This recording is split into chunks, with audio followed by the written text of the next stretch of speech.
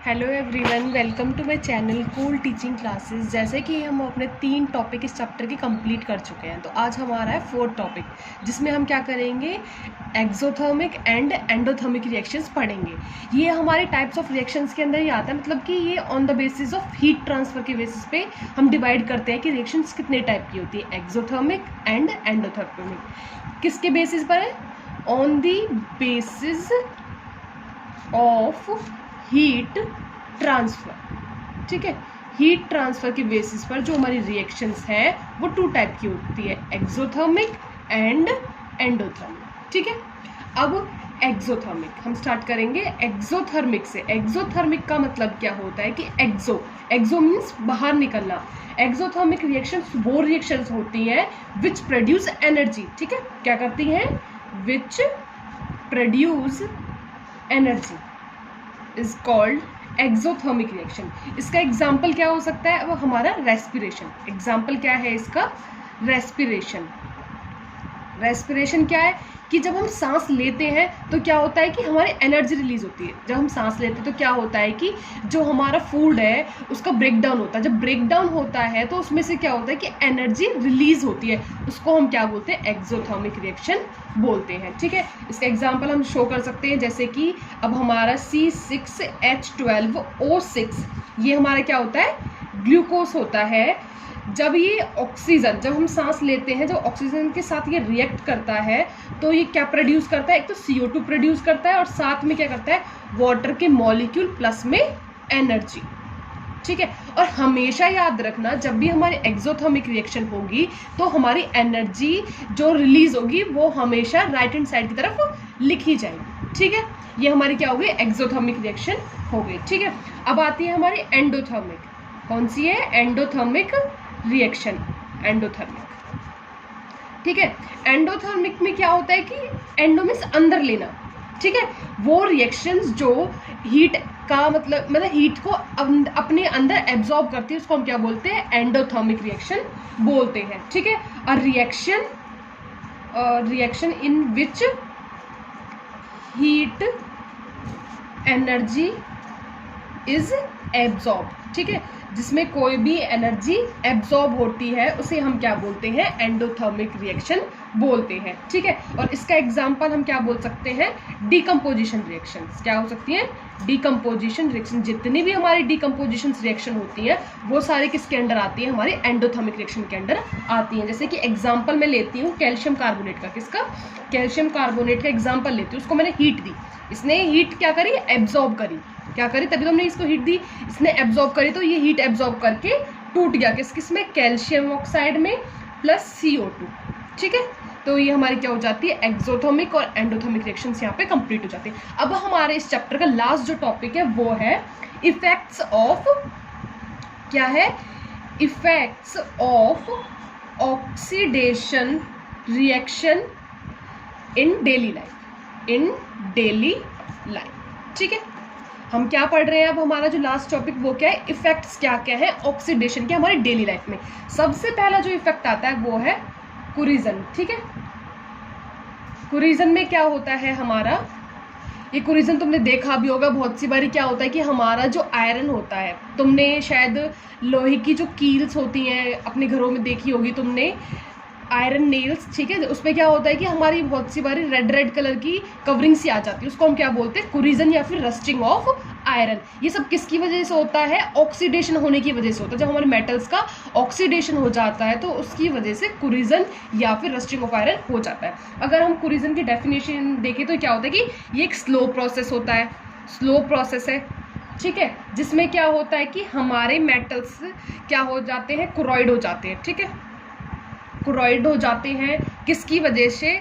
हमारे जब मेटल की रिएक्शन किसके साथ? मेटल की रिएक्शन जब हमारे ऑक्सीजन या एसिड या वाटर, ठीक है, इन सब के साथ जब उसकी रिएक्शंस हो जाती हैं तो ये क्या करती हैं? हमारे किसी भी मेटल को कोरॉइड कर देते हैं, या फिर उसको हम क्या बोलते हैं? कोरिजन हुआ है। ठीक है, अब इससे कोरिजन की वजह से क्या होता है? रस्टिंग ऑफ आयरन होता है। कोरिजन की वजह से इसके अंदर एक और टर्म आती है रस्टिंग। ठीक है, रस्टिंग मैंने तुम्हें बताया लोहे पर जंग लगना, उसको हम क्या बोलते हैं? रस्टिंग। जब हमारा आयरन रिएक्ट करता है वाटर के साथ जब रिएक्ट करेगा, या फिर ऑक्सीजन या फिर एंड मॉइस्चर, ठीक है, तो वो क्या प्रोड्यूस करता है, एक रेड सब्सटेंस, ठीक है, रेड सब्सटेंस या फिर रेड कवरिंग, उसको हम क्या बोलते हैं, रस्टिंग ऑफ आयरन, ठीक है। और जो उसके ऊपर कवरिंग होती है ना, उसको हम क्या बोलते हैं, रस्ट, ठीक है। रस्ट क्या होती है, कवरिंग होती है रेड कलर की, ठीक है, रेड कलर कवरिंग, ठीक है। और जो प्रोसेस होता है उसको रस्टिंग ऑफ आयरन बोलते हैं, ठीक है। अब जब हमारा जंग लग जाता है तो उसको हम प्रिवेंट किस तरीके से कर सकते हैं, तो इसके मेथड्स भी होंगे प्रिवेंशन के लिए। तो प्रिवेंट या फिर प्रिवेंशंस, ठीक है। तो प्रिवेंशंस क्या क्या है, प्रिवेंशंस ऑफ कुरीजन क्या क्या हो सकते हैं हमारे। सबसे पहला जो आता है वो है पेंट करके। देखा है ना कि हम पेंट करते हैं अपनी लोहे की चीज़ें जितनी भी होती है हमारी, आयरन की तुमने रेलिंग वगैरह देखी होगी, उनको हम पेंट करते हैं, तो इसलिए ही करते हैं क्योंकि उनमें जल्दी से जंग ना लग पाए, ठीक है। दूसरा हम क्या करते हैं, ग्रीसिंग करके या फिर ऑयलिंग करके हम क्या कर सकते हैं, अपने कुरीजन को प्रिवेंट कर सकते हैं, ठीक है। थर्ड जो आता है वो आता है गैल्वेनाइजेशन, ठीक है। क्या आता है, गैल्वेनाइजेशन। इन मेथड से हम कुरीजन को प्रिवेंट कर सकते हैं। अब बाई चांस एक नंबर में तुमसे क्वेश्चन पूछने लगे कि भाई कॉपर के ऊपर किस कलर की कवरिंग होती है जब उसका कुरीजन हो जाता है, तो कॉपर के ऊपर हमारी हमेशा जो कवरिंग होगी वो होगी ग्रीन कलर की, ठीक है, ग्रीन कोटिंग आती है, ठीक है। अगर हम सिल्वर को देखें, और सिल्वर देखा है ना, चांदी जो होती है उसके ऊपर किस कलर की कवरिंग आती है, ब्लैक कलर की, ठीक है, ब्लैक कलर की कोटिंग हो जाती है उसके ऊपर, ठीक है। ये सब तो हो गए हमारे कुरीजन। अब जो इसके अंदर एक और टॉपिक आता है इफेक्ट ऑफ ऑक्सीडेशन का, वो है रेंसिडिटी, ठीक है। क्या है, रेंसिडिटी,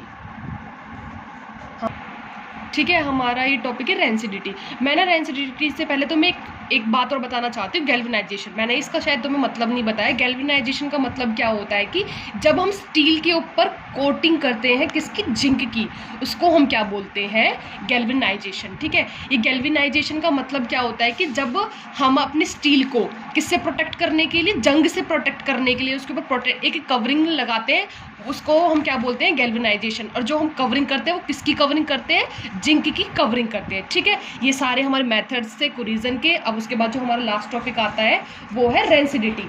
ये भी किसके अंडर आता है, इफेक्ट ऑफ ऑक्सीडेशन, ठीक है। तो रेंसिडिटी क्या होता है कि जब हमारे ऑयली, ठीक है, ऑयली फूड्स जो होते हैं हमारे, उनके टेस्ट या फिर स्मेल चेंज हो जाता है कुछ टाइम के बाद, उसको हम क्या बोलते हैं, रेंसिडिटी, ठीक है। जब हमारे टेस्ट और ऑर्डर, ठीक है, ऑर्डर क्या होता है, smell of food material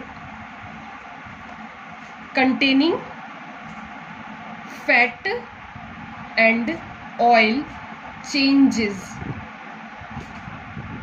when they are left exposed to air, ठीक है।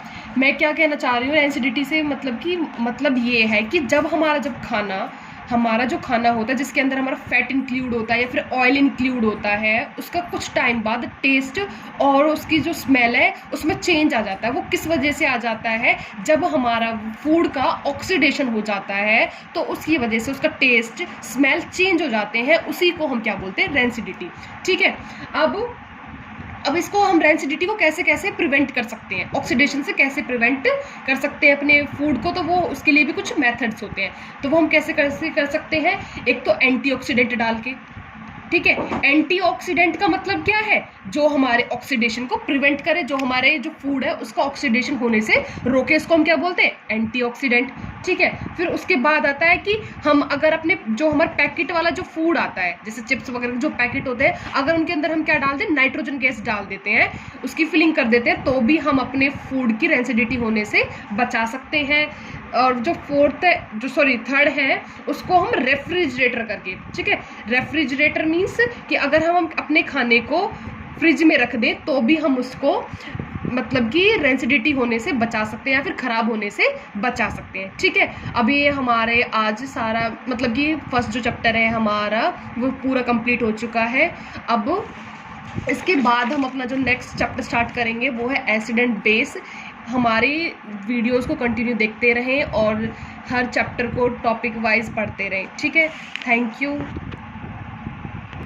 और मेरे चैनल को लाइक करें, सब्सक्राइब करें और ज़्यादा से ज़्यादा शेयर करें। अगर आपको कोई प्रॉब्लम भी आ रही है तो प्लीज़ उसे कमेंट में बताएं, ठीक है।